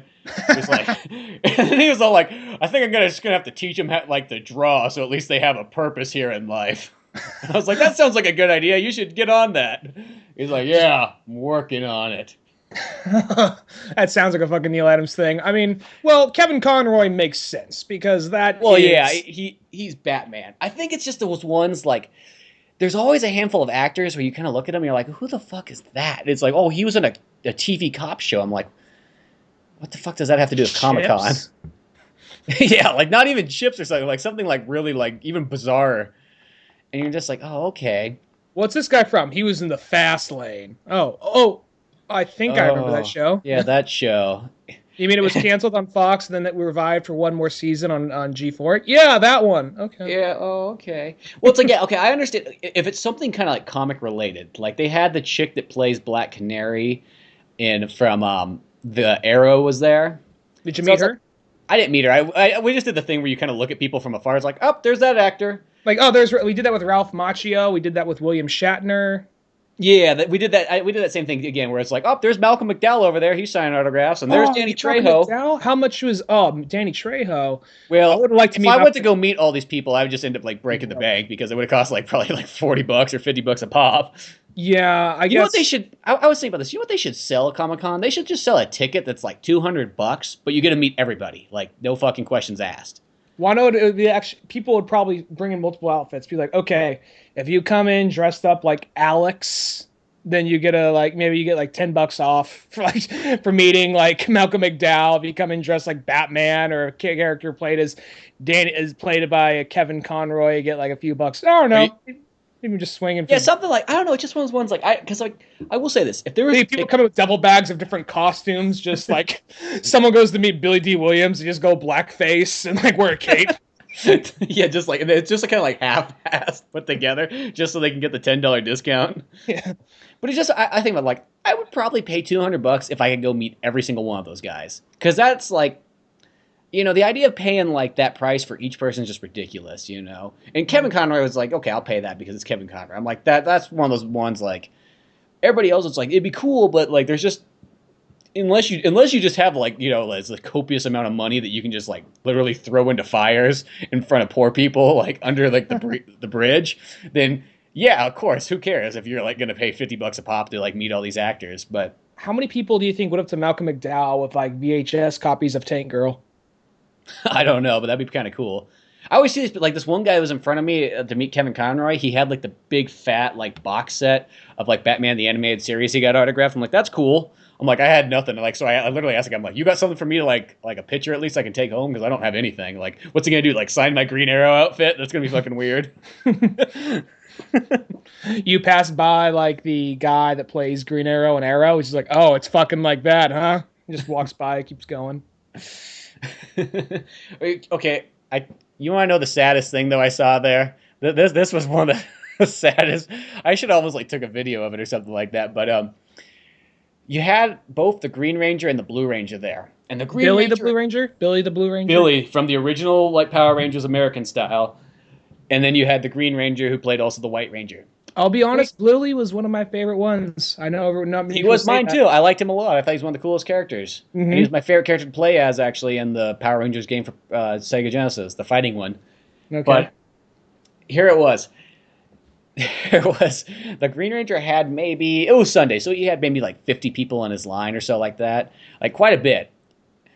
The Blue Ranger was literally right next door to him, and he had nobody, zero. Oh no! It was so sad. He had like a bunch. So Green had a bunch of fucking Tommy had a fuck ton of people in his line. I don't even know the actor's real name, but Tommy had a bunch of people in his line. Billy none. Billy Nunn. Billy was the OG though. He was there before Tommy. Tommy started off as the anti-hero, then became good as it went on. Billy was one of the originals. Yeah, I know, exactly. I think it's because, you know what the thing about Tommy is like, because don't get me wrong, like, as a kid too, like, the Green Ranger was awesome. It was like, He was and the anti-hero. I think, yeah, because he, like, you know, he had his own, like, Megazord. He didn't fucking have to ride along with everybody else. He was just such a rebel. And as a kid, I think there's always that one, it's like, that's why we like Wolverine so much. That's why we enjoy those kind of characters. It's like, fuck you, I'm doing my own thing. Batman. Yeah, Batman. It's just that kind of, like, outlaw attitude, you know. But he eventually became the leader of the team, though. Yeah, well, I think it was one's like sales went up on the Green, like, or the Green Lantern. I mean, fucking Green Ranger material. So, yeah, like, let's just out of the way, you red guy. I have a name. It's like, oh, nobody cares what your name is anymore. I could just see kind of like, you know, fucking like Zordon being kind of like, what was the name of the Red Ranger? I forgot his name. What was I can't remember. I was trying to think of what his name was. Say his name is Joey. All right, it was something like that because he was Italian. Let's just say his name is Joey. He's like, Joey. Like, what? What is it, Zordon? Look, me and Beta have been looking at the sales. Aye. Yeah, shut the fuck up, Beta. Anyway, we've been looking over the sales, and, well, kids like green. What can we say? They really like the green. I'm not making a pot euphemism. I'm just saying, you know, green's in. I'm not saying, but... This Mighty Morphin pot, this Mighty Morphin string is some good shit. I tell you. Aye. Like, yeah, just chill, Beta, chill. Anyway, so. But here's the thing, you know. I know we said to stick to us, follow the rules, and you'll be in charge. I know we said that, just stick to the rules. But you know what? This guy doesn't play by the rules, and he's doing a good job. Don't want to break it to you this way. You know, how much would that fucking suck right there? You're told to just follow the rules, do what you're supposed to do, and then some guy who's like, guess what? I didn't fucking like you guys. I don't like this team, but guess what? Who's running this shit? Me, bitch. You know. And guess what? You know, I know the green thing also is not being a reference to drugs, but you know, just like all, you know, marijuana kid users, it always is the gateway drug, and the next thing you know, it's cocaine. So we got the White Ranger now coming in. Pretty much. How the fuck did he play the flute though? When he had no like little, because he would play the flute, and like the robot would come out of the ocean or whatever. How would he do that if he hadn't a fucking helmet on? If he had no helmet on, or he had a helmet? Yeah, he had the helmet because he put it to his mouth, but he's wearing a fucking helmet, and he probably got like a little rebreather thing in there. I'm not going to question that too much. I am looking for too much science and logic within something called Mighty Morphin Power Rangers. I don't know, but yeah, just imagine that though. Just being kind of like, yeah, guys, you know, I'm the main character of this kids show. It's going to lead to some other things. It's pretty awesome, and then eventually, like, yeah, you know, that anti-hero guy starts off as a bad guy. Oh well, guess what? He's the new leader.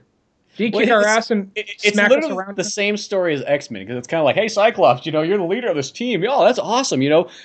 Professor Xavier's kind of there barking orders, but other than that, though, I mean, you're doing it. And then Wolverine shows up. It's just like, I don't like rules. I don't like people. I don't like you. Oh, we should hire this guy. And then, like, Cyclops like, whoa, fucking do not put this guy on the team. Do not. He doesn't even like, first off, he doesn't like being here, but he's staying here because he's got nowhere else to go, but he doesn't like it. Let me rephrase that. He's already banged 3 of your ex-kids. And I think he's older than you, Professor Xavier. Let me rephrase that. And then it's just like, Scott, apparently his toys are selling much more than yours. Yeah. You know, and like we had 2 toys. We had like these gloves that shoot out little plastic knives, and yours is just a pair of sunglasses that light up. I mean, I bought one. I thought it was kind of cool myself. But the kids, not as much. They want the plastic knives, and so the guy that sells the plastic knives, yeah, sorry. I mean, you're still on the team. I mean, but we're giving him your room. You're gonna get the room down the hall. It's not the master bedroom, but it's still pretty nice. You know, you're close. You're close, right? You're right next to the other bedroom, right next to the other bathroom. So it's kind of like you have your own bathroom. I mean, it was originally a janitor's closet, but we put a cot in there for you, and yeah, just to let you know, those walls to the bathroom, kind of thin. Spared no expense on the rest of the mansion. That's where I cheapened out at. Wolverine goes in there. He's like, "Yeah, what's this shithole?" Fair enough, you know. But that's sort of how it is. It's one of those ones. Those rebel characters will always outbeat like I guess you could say the goody two shoe guy or whatever you want to describe him as. The Blue Ranger had nobody in his line. Green Ranger had a bunch. Yeah, that's kind of the sum of that one. Very sad. Did you guys do anything about that? Did you help the Blue Ranger? Nope, did not help the. Well, because the thing is, they put this fear into you there that I like feel so if you bad. go up That's there, they're fuck- gonna like try to suck $30 out of you, and it's just like, you know, you wish you could just go up there and just say, hey, what's going on? But Just put your hand on his shoulder, like it's gonna be okay. it's okay. But it's like I'm here now. The fans will come. Let me put this old man orange banner up behind you. 3 people show up. Okay. Oh, look. That was 3 more people. than you had, Mr. Blue Ranger. No. It's like, why are you bringing me down even farther? Like, I don't know. I saw an opportunity and I took it. Belittling others makes me happier. But other No, people that we just kind of saw from like sort of like the distance, pretty much saw from their line. There's Jason Mewes was there too. Oh, you saw Jason? He had a line somewhere. Yeah, he did. That was one of those ones His like, line was probably pretty long, I bet. well, it was Sunday, so the nice thing is none of these lines were that long. Okay, because you remember how like Bruce Campbell's line was like 1,000 people or something like that, Yeah. and so was like the dudes from like Boondock Saints.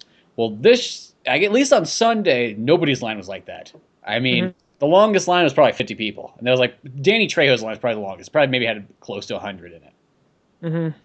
But I think just because it's Sunday, and as I said, I think that, a lot of people are there all 3 days, or at least the 2 days, and maybe they did all that stuff the first, on Saturday or something. I don't know.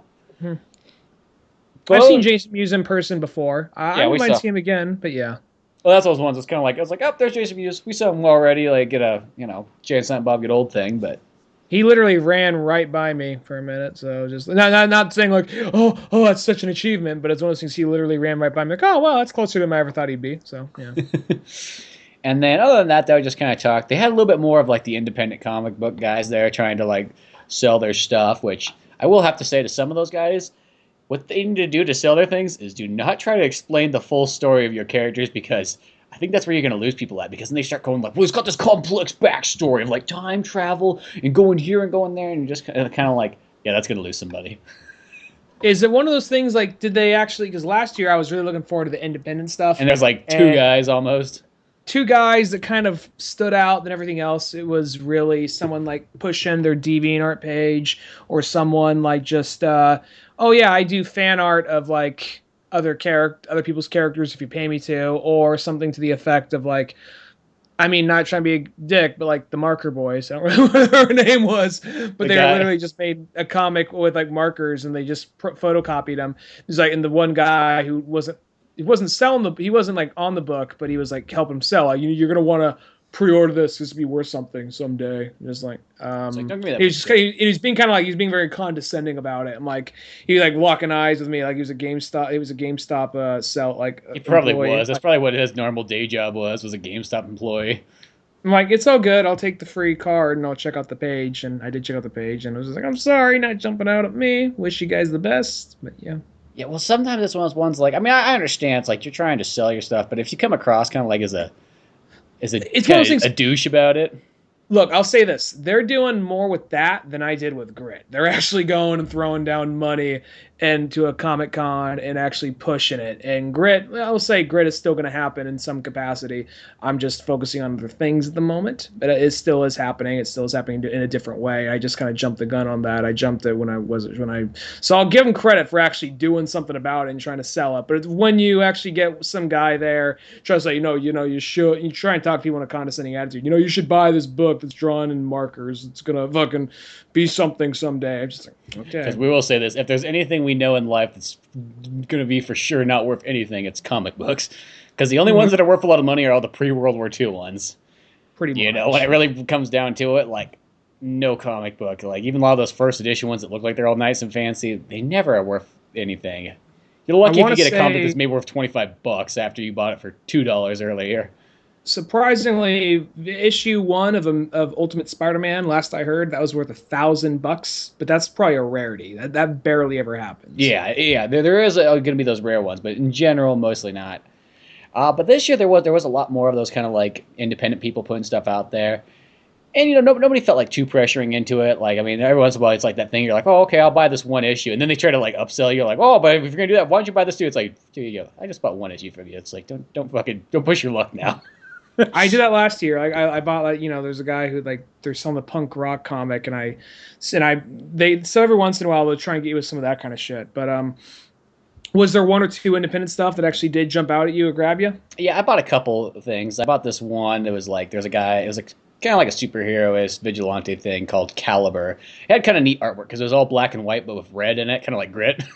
It was literally Grit, but it like, and I was like, that was it a monkey in a gas mask? No, it wasn't that though. It wasn't as cool as Grit looking. Good, he's stealing my. You don't want him stealing my fucking thunder. You can take the black and white and red, but I mean, no, leave the fucking monkey in the gas mask. That shit's mine. That's kind of funny, and I was like, and I thought I was like, oh, this looks kind of cool. So I bought them. I was like, yeah, I'll support them. I got some money. I could buy these things. It looks like some neat stories. So I got that, and then there was like a second story that kind of interconnected to this. And I got that one too. I can't remember what that one was really about, but the one is called Caliber. Looked kind of neat. Mm-hmm. As I said, it had that kind of definitely looked like something like very reminiscent of like Punisher, even though I think it has time travel in it and whatnot. So Punisher, Terminator, Batman. Okay, could be fun. Yeah. And then there was this other one that there's this lady she's like follows me on Twitter, and she has a comic called like the Boston Metaphysical Society. Kind of like a steampunky sort of industrial age storyline. I remember because I originally saw her stuff when she first started, and like I followed her. I was like, I think it was when I first started with Twitter too. So I was like, that looks like somebody who's similar to me. I'll follow this person. Then they followed me back, and I was like, oh, okay. So at first I had that need. I was like, I guess I'll just. They followed me, so I better share some of their stuff so they look good, so they can share my Old Man Orange podcast. Mm-hmm. So that lady was there, and then I was like, fuck it, I'll buy your issues. I never bought them before when they were on there, but I thought I was doing my. What's that one called? It's called the Boston Metaphysical Society. It's a mouthful, but it sounds pretty cool. Yeah, it's got some neat artwork in it, and then I think it's that lady. She writes and creates it, and then somebody else draws it who wasn't allowed to be there. That's all I know. Sometimes it's so weird when they like keep the artist all locked up and like away. Like, no, back to your basement. You draw now. They throw a bucket of fish heads down there. Yeah, and some pencils. Neil Adams like, I broke out. Denny tried to pull that shit with me, but I can now write and draw. I'm bigger than him. He forgot about that. But so I got that one. That was kind of cool. And then other than that, I think we got like one other like issue of something or another. See, that's weird. You like I can't even fucking remember what it was. Something. I don't remember the stuff from last year. There was one I bought. I remember there's the punk rock thing, which was a bunch of interconnecting stories. Then there was the guys who tried to sell me some shit, but I was like, oh, fuck that. And then there was some other stuff I saw, but a lot of it didn't. A lot of it almost seems kind of like. Not all the time, but a lot of it seems kind of like really reminiscent of the 90s. Like IDW, Dark Horse stuff from the 90s, or Image Comics. Yeah, there's always some stuff. And then, I mean, I know it's ones that are like, with the 1,000 stories out there, or, just tons of stories out there. It's one of those ones like creating something that looks totally fresh and original. It's sort of kind of hard to do in comics. And, it's comics, they're like podcasts. There's only so much time in the world for as many as you can handle. Mm-hmm. So I was just going like, I'm out here on the limb. I'll buy a couple of these extra ones. You never know. It could turn out to be these really sweet stories that you would never have known about. Yeah. So it's tempting fate there. Other than that, though, I bought I just got some kind of neat like artwork posters and whatnot. A couple of them that I saw there last year that I just never picked up. Like I got that. Remember that Battletoads one that same guy was there that drew. I don't know if you remember it, but there's a Battletoads kind of like 11 by 17 poster. Mm-hmm. Like a fan art draw one. I saw that there. I'm like, I fucking want that Battletoads one this time. Because where do you see Battletoads at? Nobody sees Battletoads anymore. I never got into Battletoads. It's the weirdest thing, but they're all named after like zits and acne, and it just seems kind of one of those things like, this is going to piss off the parents. Zits, tits, dicks, just like one of those things. Like. No, it definitely is like one of those ones. Well, like, it's like one guy's name is just like Pimple or something like weird like that. It was Pimple, Zits. And one guy has like one guy's name is just like a regular name. It's like Steve or something like that. I don't know. Rash. Yeah. Zits, Pimples, Acne, and Steve or like Rash. It's like, why is that guy named Steve? I don't know. That's what my dog's name was. Like, this is Anthrax. This is the guillotine. That's Frank. But so I just got like a handful of those kind of neat little posters. Other than that, though, it's just like in some T-shirts and whatnot. But it's just kind of like that's what it is. It's a giant flea market of like comic crap. Did they have any? Because I remember when I was there last time, they did have a lot of comic books for sale and all that. Not just the rare, hard to find shit in boxes and all that, but just graphic novels. And graphic novels you wouldn't expect to find. It was just people selling them from their own comic book store or other places. Did they have, did like Marvel or DC have a presence? Because I remember Zenoscope, who's primarily known for like the dark, like grim, the dark, the grim fairy tales kind of stuff. Like they do like the sexy horror versions of fairy tales. They were there, and I think they were the biggest publisher I think I saw there. Beyond that, though, it was all mostly independent people and people just hawking whatever. But it was only a handful of independent people, too. Beyond that, though, it was people just hawking what they had in their own collection or just online comic book distributors trying to... Not like publishers, but just distributors trying to sell different books. No, there wasn't anything big there. Like, none of those things. It was more... It was, once again, it was similar. Like, there wasn't really... Between last year and this year, it wasn't like things like totally changed. It was about the same, I would say. There was a lot of the same vendors. I mean, there was a bunch of new ones too, but it was kind of that same thing. It was sort of the flea market of comic books, toys, and other shit that you kind of want, but that you don't really need. Yeah. No, I get you.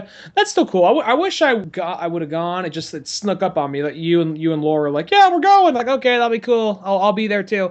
And then like it just totally snuck up on me. And then by the time then yesterday I get a text from Laura of you guys and Kevin Conroy. I'm like, fuck.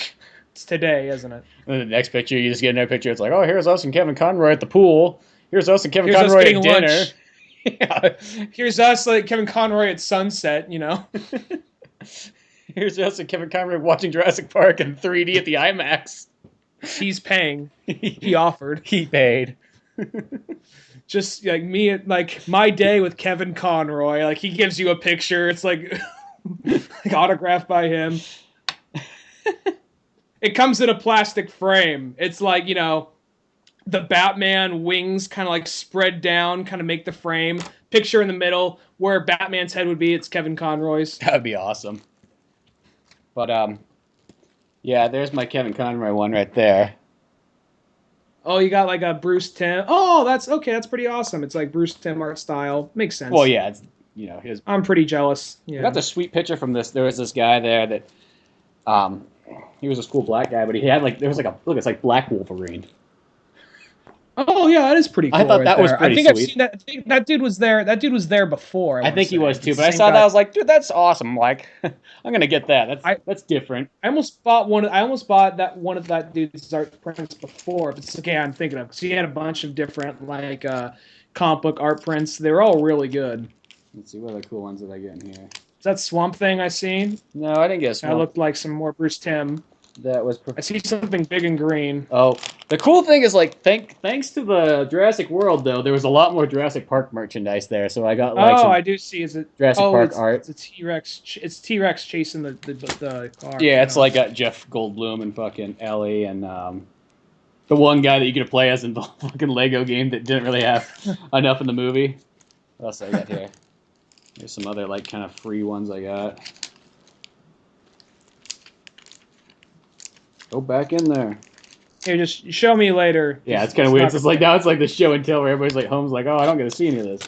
But so yeah, I got some neat kind of ones like that and some big posters and whatnot. But just fun stuff. But it was kind of cool though. There was a lot of Jurassic Park stuff there, which it's just been that lost franchise for so long since Jurassic Park 3. Because Jurassic Park 3, you did have a lot of merchandise still for that movie. That was one that a lot of people didn't like, and I guess maybe I was too young to really pay attention to what. Because there's a period where I didn't really pay attention to what critics were saying until I got into high school. So people could talk about this is the worst fucking movie ever made. When you're a kid, like I don't give a shit. It has dinosaurs in it, so you. Yeah, it's got fucking Inspector Gadget in it, and I'm seeing it because it's live action. Yeah. Even as a kid, like when I went to go see Inspector Gadget, I still walked out and go, no, that wasn't that great. Yeah, it's That was that period where I was the age it was made for, roughly. I was like probably 12 when that movie came out. Yeah, well, And I still walked. It came out around a similar time to when Jurassic Park 3 came out, I want to say, but And I remember walking out of it just being kind of like, it wasn't that good. And that's the age where it's just like, oh, it's got shit I know. I like it. Okay. yeah. Well, I know because like even though Jurassic Park 3, as much as like yeah, it's kind of the least favorite of most people's movies as far as Jurassic Park series goes.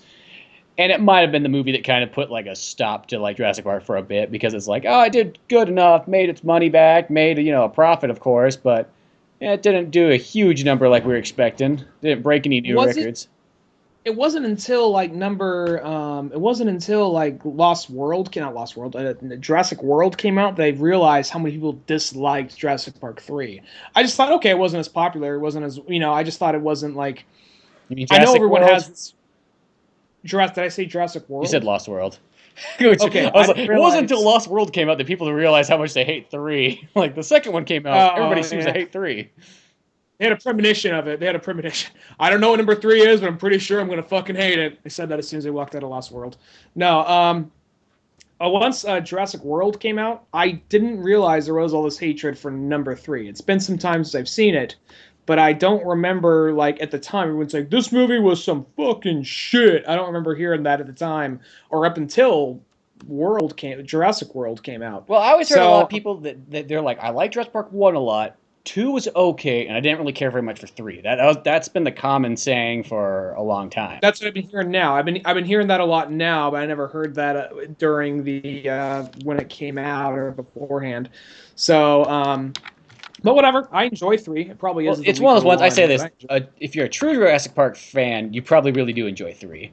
I kind of have a hard time believing anybody that says they think they're a true Jurassic Park fan and they only like the first one. Maybe it's just like because now you're being really picky about what you get, because really 3 is one of those ones like because it's got those extra scenes from the book that they weren't able to put into 1 or 2, and so if you like that, I mean, I could say I'm not going to say that like you're going to think it's like a 4 out of 4 movie, but if you're a Jurassic Park fan, you should at least think it's a good movie, maybe not an amazing movie, but a good movie. I know that there is like what was I going to say? Regarding, have you heard the fan theory? I mean, it's pretty out there, but it may be possible. Have you heard the fan theory of who Chris Pratt is? Actually, no. Who is he? There's a theory out there that he is the annoying fat kid from Jurassic Park 1. In the very beginning, it's like, what's so scary about a big fucking turkey? The guy that looks like fucking like I Wish I Was Spider-Man guy. Kinda, yeah. Because when I remember like for a while there, I was like, dude, I wonder, is that the actor? Is that fucking Jake Gyllenhaal right there as a kid? Because like his face looks just like Jake Gyllenhaal. Like, was he a fat kid when he was younger? And then the credits like, oh, he's not there, so I didn't. But that's what he always looked like to me. Because he goes up to him, because Alan Grant says the whole thing about just show some respect, and basically that kid would probably be about Chris Pratt's age now, and his whole thing is about respect for the dinosaurs. So I think if he had something, maybe if he had like a little like raptor claw that Grant gave him, that it would probably be like it came full circle. He's just like, yeah, it took this one dinosaur expert to tell me it was all about respect, something like that. I think that would seal the deal. But without that, though, it seems a little kind of, reaching. It's kind of interesting, though. I read that theory. I think if he's related to anybody, he's related to Vince Vaughn's character. If there's going to be anybody out there, that's who he's related to. The next one, I don't know if they're going to bring Sam Neill back, but I mean, they're going to make another one because this one broke. They're already making 2 of them. They have 2 of them in the works now. You think they're bringing Pratt back for all 3? He signed up for the other two already. So now it's Pratt and friends. I wonder if it's me just Chris Pratt and focus on Chris Pratt, or if they're going to bring in other aspects. Or we're bringing Jeff Goldblum back for this one. We're bringing Sam Neill back. We're bringing back the Hammond's grandkids. I hope what they do is they go, you know what? Fuck all you guys out there who don't think 2 and 3 are real. We're going to bring back the characters from 2 and 3 just to prove a point. I don't think it's a retcon. I believe it's just, I just believe they got over that hurdles they had in 2 and 3 and said, guess what? We just dropped a debt. We saved a handful of dinosaurs and just like biochemically dropped a bomb, killing the rest so we can build a new park. That's my guess. Yeah, it's no matter what, it'll always be 2 and 3 will be there too. I'm like, fuck those people who think that. Fucking. Yeah. nerds are gonna. You're very protective of 2 and 3. Oh yeah, it's like fuck those people. It's like the people that kind of go like, I don't believe that Star Wars 1, 2, and 3 exist. It's like they do fucking exist, no matter what you think. Yeah, they're there. Whatever, it happens. But no, I think if they're smart though for Jurassic Park 5, at least put Sam Neill, Laura Dern, and Jeff Goldblum in there. Yeah. I mean, they probably don't have to have those. I mean, I'd like them to have those, but they're at the point like they didn't. None of the people except for Henry Wu, none of them were in number 4, and that one did more than any of them. So I think they're like, we realized something. We don't need any of those old fucks. I think that's something what the Hollywood's probably saying. We do live in the age now where people go, fuck, like we don't. Who cares about the old fans? Like, let's focus on the new fans. Like we see that a lot in video games nowadays. So it's not. I wouldn't say it's totally that, because this movie was a total like love letter. Well, no, it is, but like it's still one of those ones like just throw at least a couple more of those guys in there. Because I'm not bringing Jurassic World down at all, because it's amazing, but that is my only minor complaint. I just wish there was a little bit more cameos in there. And I know it's like, I think it is that sort of thing. Like, let's try. I think when they first had Jurassic World, because they didn't know like how it was going to be successful it was, so I think they were trying to get away in a sense from the first 3. It's like it's connected, but it can almost be its own standalone movie. So by throwing in characters from the other ones, other than Dr. Wu, it kind of like maybe would pull some like newer fans out. That's weird theories that the only people that sit on like floor 55 and have too much money and too much time think about. But I think that maybe there's a possibility. What will we get? Like, I think the only way they could totally retcon it is if they say something like, is if Chris Pratt says something to the effect of like, yeah, well, this is only.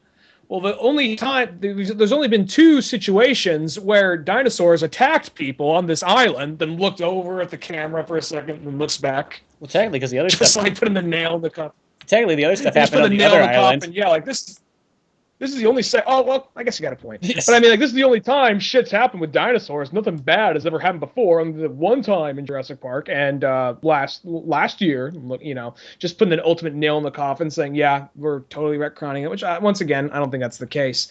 But I think that's just like people looking to make their own mythology out of it. Maybe that's too strong. I just feel it's just some hateful like nerd out there who hates 2 and 3 for some reason. It's just his like way of trying to get rid of it.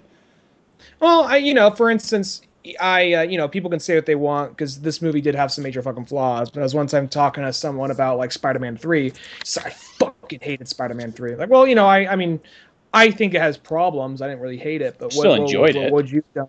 And they kind of went off. And some things, okay, I see what you're saying there. Yeah, that part was stupid. When they reach this point, though, it's like, and then what should happen is fucking he teams up with Daredevil, and the fucking lizard comes in, and there's this bio disease the lizards cause and all this stuff. Like, all right, dude, you're not really complaining about what's wrong with the movie. You're complaining about what you would have preferred, and they can't throw Daredevil in there because he was, Fox owns Daredevil at the time. They own Daredevil. So it was like one of these things of just kind of like every once in a while, people just kind of like hate it for not being exactly what they want it to be. Yeah, exactly. So they pretty much just want something completely different. Like, that's not like, trying to correct the slight flaws there is. It's changing the entire script. You're mad because they didn't make your fan fiction? That's what you're fucking mad about? Exactly.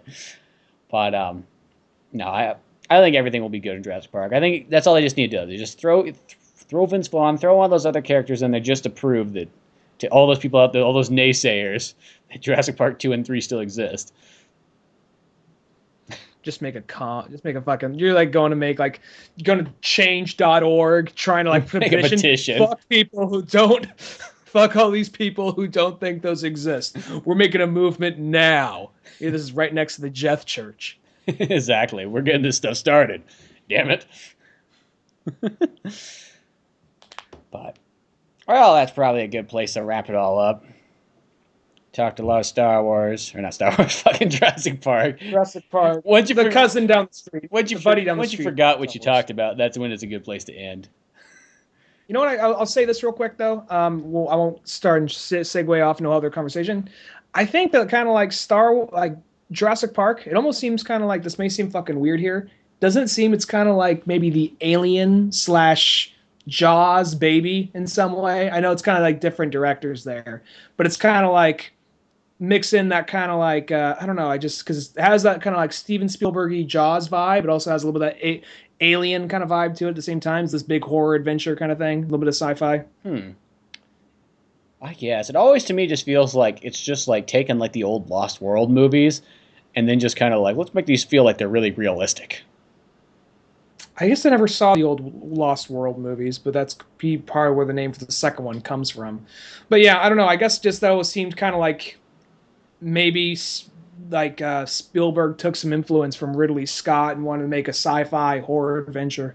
I don't know. Maybe I'm reaching too far there, but it always kind of seemed kind of like Jurassic Park always just reminded me of Jaws and Alien. I don't know why. Definitely not as violent or scary, but still. Yeah, even though technically, I would probably say Jurassic Park is probably scarier than Jaws. If you not like movie wise, but just like creature wise, like what's scarier? I mean, alien wise, yeah. Just a really large, like shark or a really large dinosaur. Exactly. And a bunch of small ones to top it off, but I don't know, I can't wait for more Jurassic Park. It's just good times to be had. I love being able to go places and see so much Jurassic Park merchandise out there again. Because you always see the Star Wars merchandise. That's never really went away. There was a little bit of period for about 5 years or so after about episode 3. Well, no. As soon as it was about to go away, as soon as it was about to die off, Lucas would do something. Like the original trilogy came out. Oh, that's nice. Oh, it's coming to VHS. Oh, cool. Okay, it's dying away. Re-releases. Okay, cool. It's starting to die away. Prequels. Oh, okay. And then now the Clone Wars show. Now that's over. Oh, what do we got next? We got new movies. Yeah, and Star Wars Rebels. It's always about to die. It's always about to die off, and then he comes out with something else. So yeah, it's smart. So yeah, but now we're going on. But yeah, make sure to check out oldmanorange.com for more cartoons, podcasts, and all kinds of other goodies. Till then, I'm Spencer Scott Holmes. I'm Ryan Dunigan. And we'll see you some other time. Bye, folks.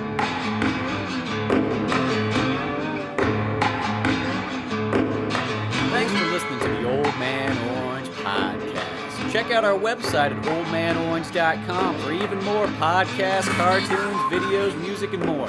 Send us an email at oldmanorangepodcast@yahoo.com. Be sure to subscribe, share, rate, and review us on iTunes, Podomatic, or any of the other fine sites we might be located on. If you want to help out even more, click on the Amazon or GameStop links on our webpage before you make any purchases there. It won't cost you a penny, but it sends us a little something our way. Thanks again, and tune in next week for more Old Man Orange Podcast.